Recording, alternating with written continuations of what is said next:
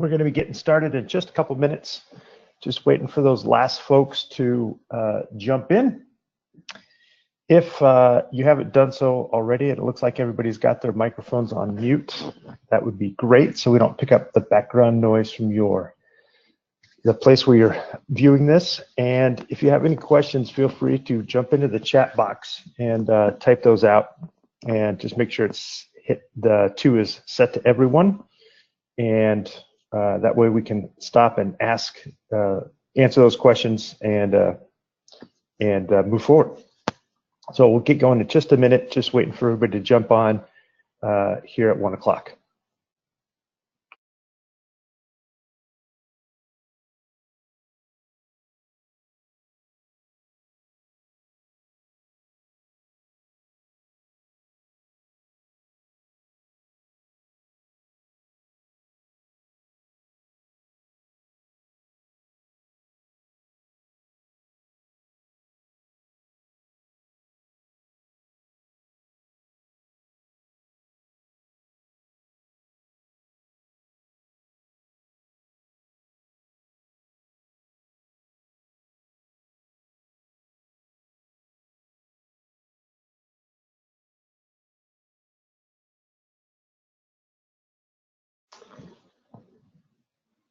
Hello, everyone. If you can hear me, just want to make sure the audio is working okay. Could you just quickly just maybe type something into the chat box so we know that it's working?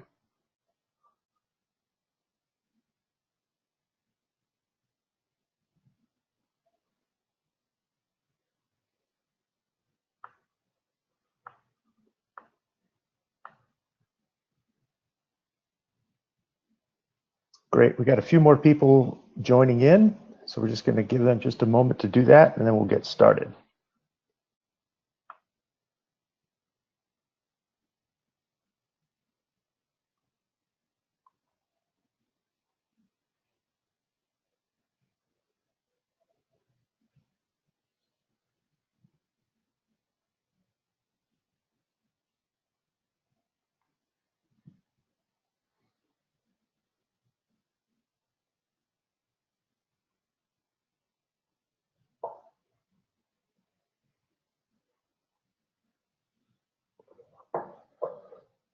All right, well, let's go ahead and get started, I guess. Quick introduction, my name is Mike Fine. I'm the Middle School Athletic Director at the Overlake School. Sorry we're not there today, but and I appreciate you taking your time from shoveling snow or sledding or whatever to be with us. So let's get started.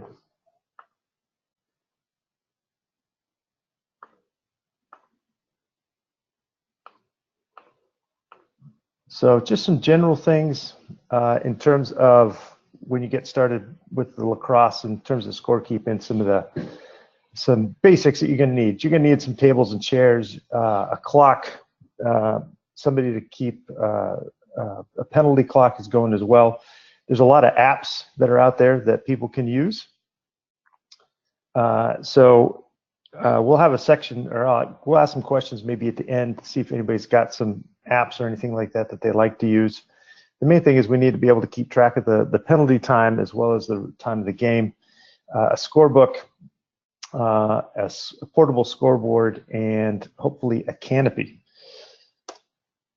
What you'll see in this picture is this is what it looks like in ideal situations, right? When it's sunny and it's nice and everybody's having a great time. But unfortunately, March, April, maybe even into May, it doesn't always look like this. So that canopy is really helpful.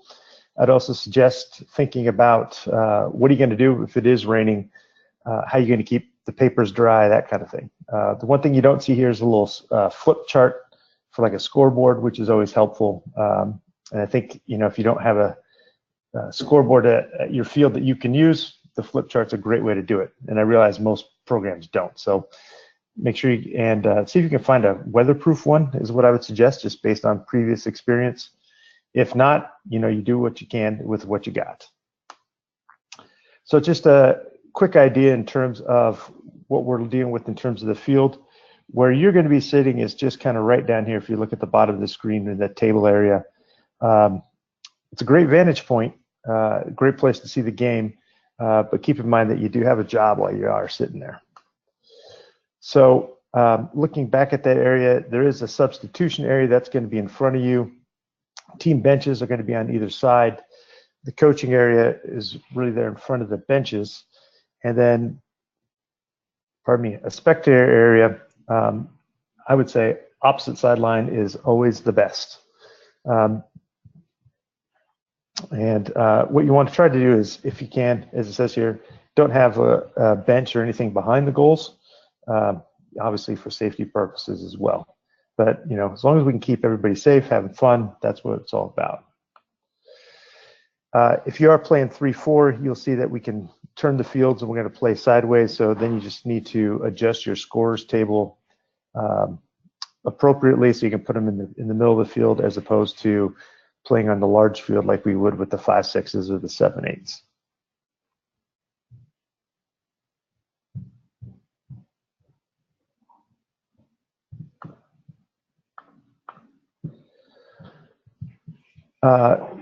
What your job is and what you can and can't be doing.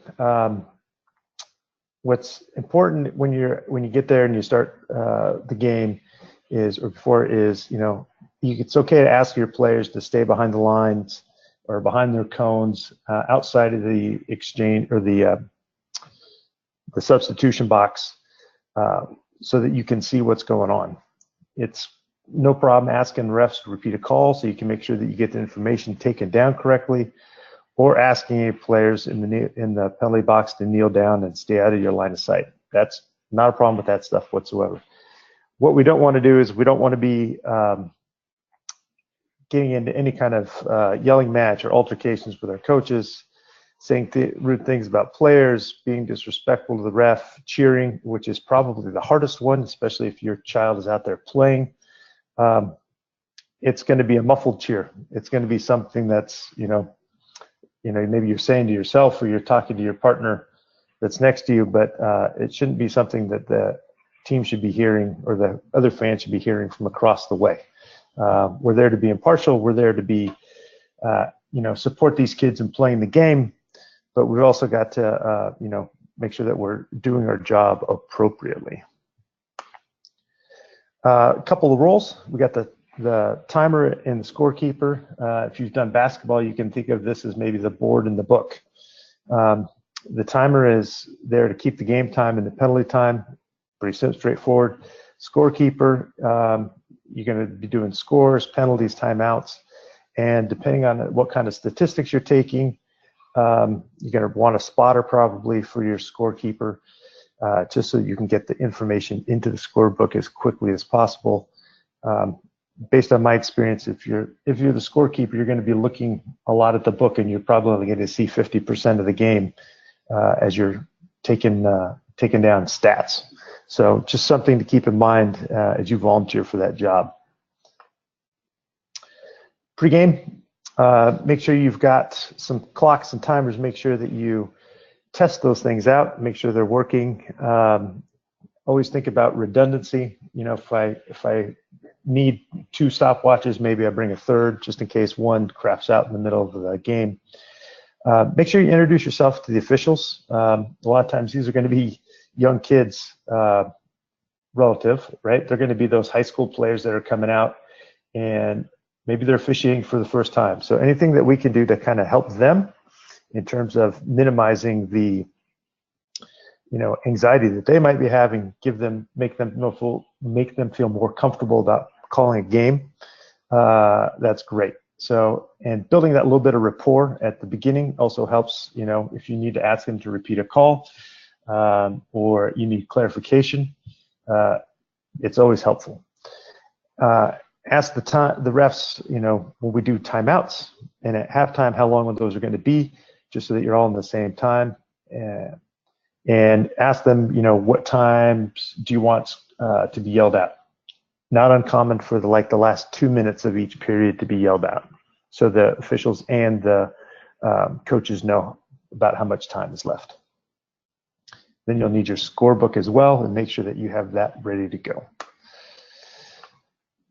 What goes in that scorebook? You're going to need the team name, obviously, and the rosters that are home and away. And then you're going to indicate the in-home player. And then the last thing I learned this morning was in the event that there's a defensive or a penalty on a goalie, each team only has one goalie, then they're going to need a designated defensive player to serve those penalties for the goalie should that situation arise. So just a couple things to keep in mind there. What are we doing in terms of timing for 5, 6, and 7/8, 4:20 or 4 10-minute quarters with stop time, which just simply means every time there's a whistle, the clock either stops or starts. 2 minutes between, and then 10 minutes at half. That 10-minute at half is not necessarily a hard 10 minutes. Coaches may agree that maybe it's a rainy day and they want to make it 5 or they want to make it 7. As long as everybody agrees, then we'll make it 5, we'll make it 7. You'll notice that we do have overtime for the 5, 6, and the 7/8 sudden victory. So 1 timeout per team, and then overtime periods as needed. And then each of those overtimes is just 4 minutes long. So usually they don't go, I've never seen one go more than 2 at the most at any of the levels, but that's just with my teams. 3, 4, we're going to have some running halves. And then for high school, we're going to be having 12-minute quarters. So you may be doing some high school stuff. If you are, great. If not, you don't need to worry about that. Penalties. If you're new to the keeping the book, and feel free to ask the official, is that a technical foul? Is that a personal foul? Is that releasable? Is that unreleasable? They'll be happy to give you that information. But technical fouls is 30 seconds. Personal fouls, 1, 2, or 3 minutes, depending on the foul. And then the penalty runs at the same time as the game time. So if the game clock stops, then the penalty time stops, and so on and so forth. So those times can be put together as well. Penalties should be taken by the, should be done by the timer. And really what you're trying to do is when you get to that last 10 seconds, make sure that you count it down so those kids know that they can release, or sometimes they'll make a switch. So the coach decides he wants the kid in the penalty box to come back at the bench, and then they can add a new player on. What's really important is every coach wants to know is how much time's left, and then, especially that last 10 seconds. So if you can make sure that's nice and loud, that's really helpful for the coaches as well as the players.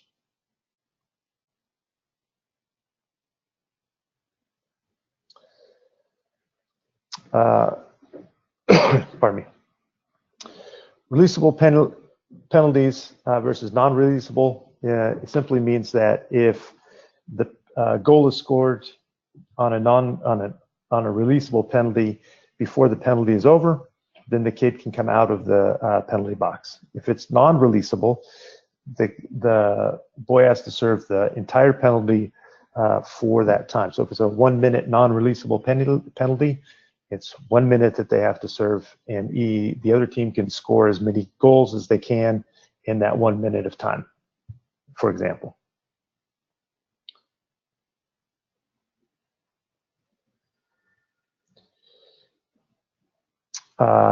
You see here is if we have players that accumulate a number of fouls or minutes, then they can no longer be subbed out, and they have to stop playing in the game. And you also see that only 3 players from one team in the penalty box at a time, and then the 4th player has to wait his turn. Hopefully, I haven't seen this happen. I'm sure the rule's here for a reason, because it does happen on occasion. But just keep that in mind, that we can only have 3 people in the penalty box at a time. Once one person goes out, the next person come in and start serving their penalty. Running clocks. When we get to a running clock situation where there's a large point differential, Penalties are added, or 1.5 amount the time. So 30-second becomes 45, 60 becomes 90.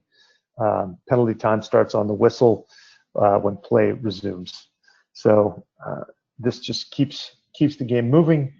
Make sure that the kids can serve the penalties that are appropriate, but since you have a running clock, it delays or keeps it, I guess, a bit more fair. And like I said, make sure those kids serve their just time.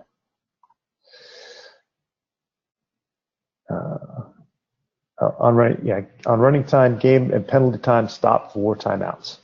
So if somebody calls a timeout, make sure that you're stopping both of those clocks. Okay, the scorebook. This is what a typical scorebook is going to look like in terms of the names and where you can put information. This is the top line, so you can keep the score, the running tally for the game.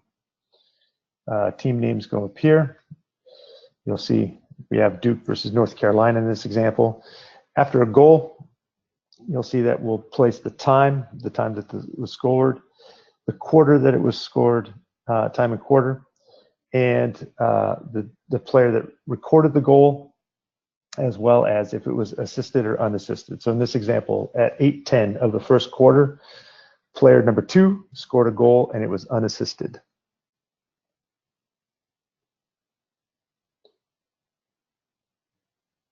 Here's a place in the scorebook where you can place your roster. A lot of teams will print one out. There's some Excel spreadsheets where you can create the numbers and the names, and then you can just paste them in, and that works really well. And you can just hand one of those to the opposing team, and away you go. Then it saves you the time of having to write everything in. Here's a sheet that you can use to keep track of fouls or penalties. And when a penalty is called, you put in all of this information. So you have the time, the player number, what the penalty was, which quarter it was in, and then the game time. So you'll see, for example, on this player or 30, number 7, 30-second penalty, number 17, it was for a hold in the first quarter at 2:11. 1 minute, the second one, number 25, a trip in the first quarter at 8 minutes and 30 seconds, and just so on. And that way you can keep track. And then you can also, this way, make sure that nobody's accumulating too many minutes, too many penalty minutes, and then have to sit out the remainder of the game. Timeouts. It's pretty simple. 2 timeouts per half, 1 timeout in overtime. And then what you want to do is just confirm with the refs that they have the same numbers. And what I would suggest doing is at the end of each half, making sure that you agree with the officials in terms of the amount of timeouts. And if it's a close game, maybe between quarters and between the third and the fourth quarter. So you'll see here game time and what quarter that timeout was taken. Statistics. Okay, we'll I guess first talk about a shot. You'll have to talk to each of your coaches and decide to what level and what degree they want statistics taken. But if you're going to be tracking shots, just keep in mind that it is a ball that's propelled towards the goal that has a chance of going in. It can be kicked, and it's up to the official to determine if it goes out of bounds. But you have a little bit of judgment on this one. If it looked like a pass, maybe it was a pass, maybe it was shot. If it had no intent of going towards the goal, then it's not a shot. Again, the more you see it, the more you'll understand it, the better opportunity you have. And if you've got spotters, they'll say, hey, that was a shot for number 25. Great, just write it down. Goal is simply a ball that was a shot. It can be kicked, headed, pushed, anything to get in the goal, but it has to go across the line. And then what you'll see, if you look at the little picture at the bottom, you'll see the official raises hands up, similar to what would be a field goal for, like, example, football. That's an indicator that a goal has been scored. A defensive, important note, defensive player can't score a goal Sometimes goalies will try to clear it and accidentally throw it into their own goal, for example. They can't score an own goal. So what we do is we give credit to the offensive player that's closest, or as it says here, you can use the in-home player as well. So now we've got our book, we've got our teams, we've got the red team, we've got the blue team. You see the numbers associated with the kids, with the players here. And then we're just going to fill in a little bit here. So you'll see at 8-10, number 2 scored an unassisted goal. So number 2, Mr. Cherry, he got a shot and he got a goal, because you've got to have a goal, you got to have a shot. And we'll also keep that over here in the overall statistics file or box as well. Assist, a pass to a teammate without doing any dodging or evading. And basically it's, if they make a couple of steps, if the pass is made, the person who receives it then makes 1 or 2 steps and then fires, then an assist is awarded. If the defender passes the ball to the midfielder at the halfway line and the midfielder makes 3 or 4 moves, dodges a little bit, and then goes and shoots and scores, that's not an assist, in my interpretation. Again, you can use that. It's a judgment call, and only 1 assist can be awarded per goal. So in this example, Mr. Cherry, we have another goal by Mr. Aspen at the 6:30 mark, and he was assisted by Mr. Cherry. So you'll see that he gets a tick mark in the assist column, and then we have another shot, and so on and so forth. And it just continues like that. Ground balls, these ones are hard at times because there has to be some sort of possession change for it to count as a ground ball. So sometimes a kid will drop it, they'll pick it back up. That's not a ground ball. What we need to do is make sure that it's just a change of possession. They're pressuring an opponent. Maybe they knock it loose. They're shooting. They're cradling. Anyway, the ball becomes dislodged. It changes possession, and then we've got ground ball. Sometimes that ground ball goes 15 feet. Sometimes that ground ball goes 26 yards. But it is a change of possession. And there's always a ground ball after a face-off. It says here, with the exception of a legal procedure, and then somebody just gets a free ball at that point. So you'll see that in the statistics area, there's another column here for ground balls. So you can add that to your scorebook as well. Goalie stats in terms of saves. For there to be a save, there has to be a shot, is the easiest way. And it's anything that the goalie is doing to deflect the ball from going in. So what they can use their stick, they can use their body, they can use their foot, they can use their shin. You'd be surprised how they stop them, but they do it. All the more power to those guys. If it would not have scored or would not have been stopped or deflected, then it's not a save. So the shot that whistles over the shot that whistles 10 feet over the goal crease, or over the goal crease, over the mouth of the goal, I'm sorry. I guess first you're going to look and say, is that a shot or is that a pass? If you determine that's a shot, but it was way wide, then it's not a save. Those become, I think, pretty easy to figure out. And then in your book, you also have an opportunity to write to, whoops, I'm sorry about that. You'll have an opportunity to keep track of the saves. As far as win-loss for face-offs, if you want to keep track of this, there's a section in the book that you can keep track of that as well. So again, it's up to you how many of those statistics you want to keep track of for your team. Again, some basic tips or some things that people have found in the previously. Keep a spare timer with you, as I mentioned before. Sometimes that can be a phone or an extra stopwatch, whatever.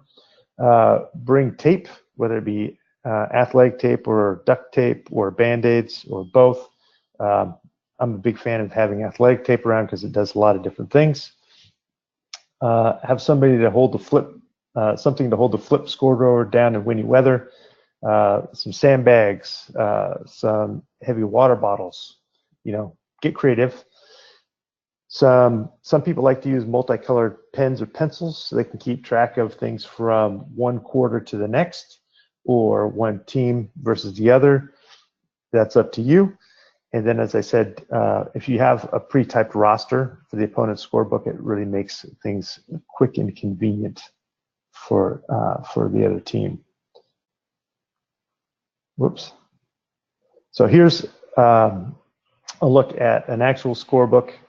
Yeah, it's got a lot of different statistics in it. What I'll point out is what I like doing is you'll see the red lines in the score column up here at the top. That just indicates the quarters so that you can keep track. So you'll see at the beginning or with this game, it was 3-1, or pardon me, 2-1. And then we had 3 more goals scored. And I'm not sure if this was the end of the game. So it ended up being, what was that, 1, 2, 3. So it was 5-5 maybe at halftime. And then 1, 2, 3, 4, 5. And you can do a double line if you want to for half. But dividing them up by quarters with these bold lines, I find has been real helpful for me as far as keeping track. And then in the middle, you also see here's the penalty section as well.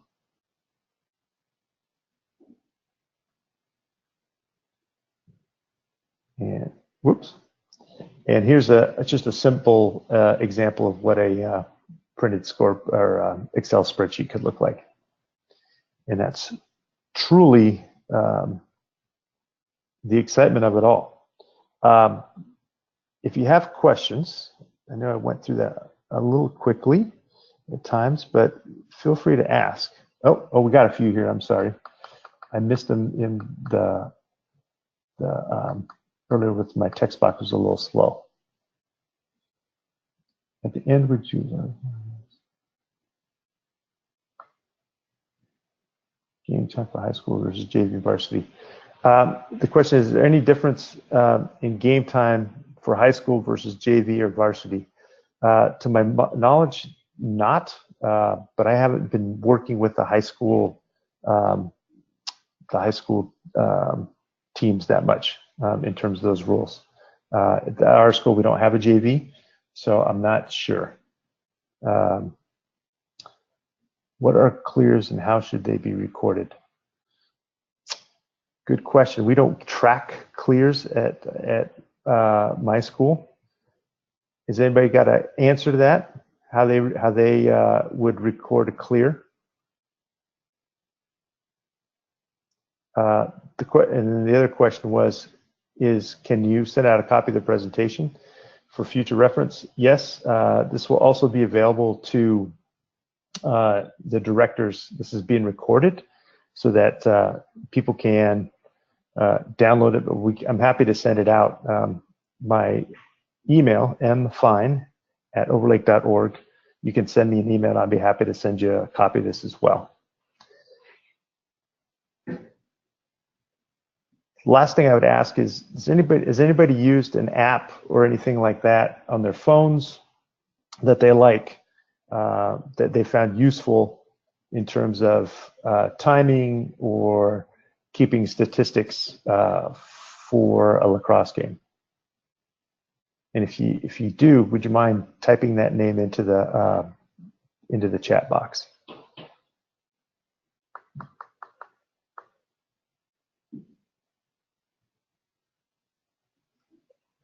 Lax and TS and multi-timer.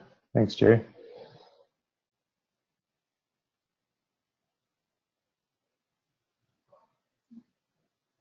Christine has used iScore for lacrosse. Do you find that, do you have to have it, does that have to be connected to the internet when you're using the iPad, or does it work without, can it be standalone?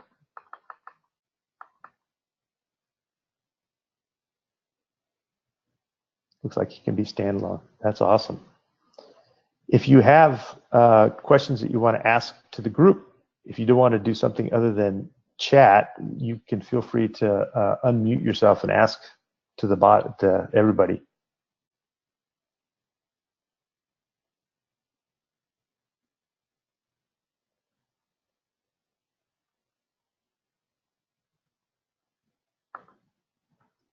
So Jamie's asking about in-home players, and I know Bernie is on our call as well, who's our director for the GELL, and I'll ask him to correct me.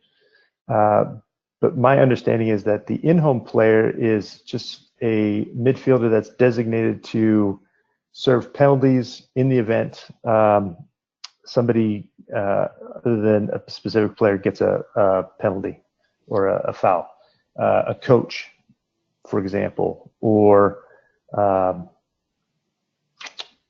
fan, even perhaps, where the refs assess a penalty. The change that like I said, that I heard about this morning was there needs to be a defensive player designated to serve a penalty for a team that only has one goalie. So should the goalie get that penalty and it needs to be served, the defensive player has to serve, that designated defensive player has to serve the penalty as opposed to the in-home player. The in-home player should be a starting attackman. Thank you. Jamie, does that answer your questions?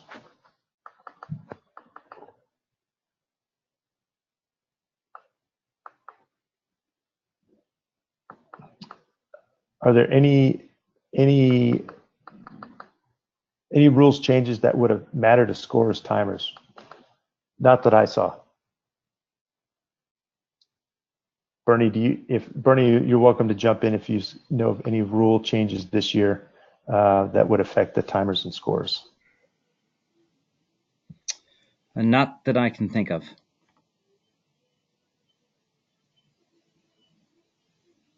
Okay.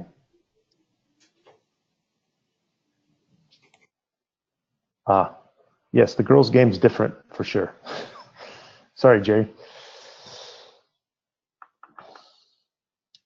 Does anybody else have any questions? Again, you're welcome to, if it's easier for you to speak it or verbalize it, feel free to unclick your microphone button, your microphone icon, and ask. Otherwise, feel free to text.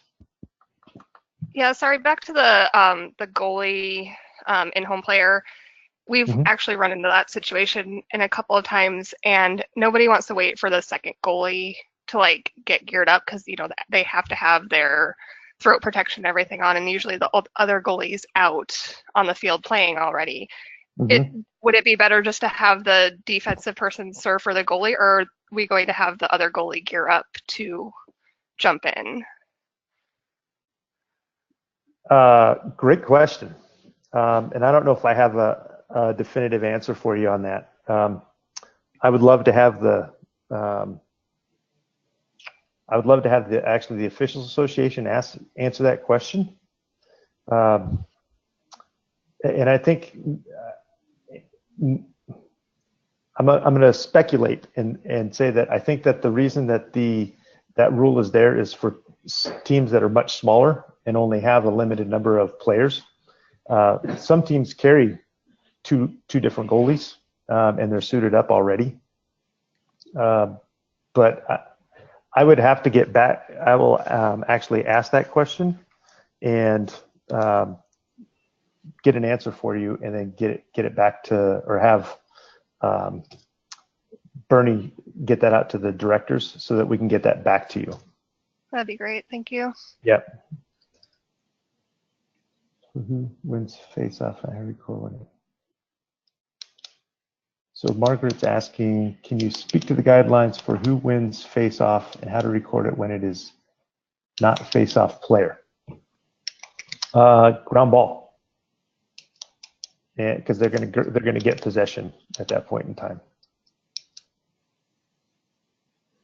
That's how I would record. That's how I would record that.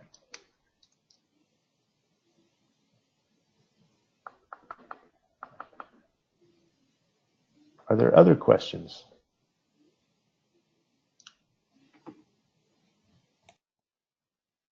Again, feel free to, if you'd rather say, use your microphone, you can do that. Just unclick it and ask.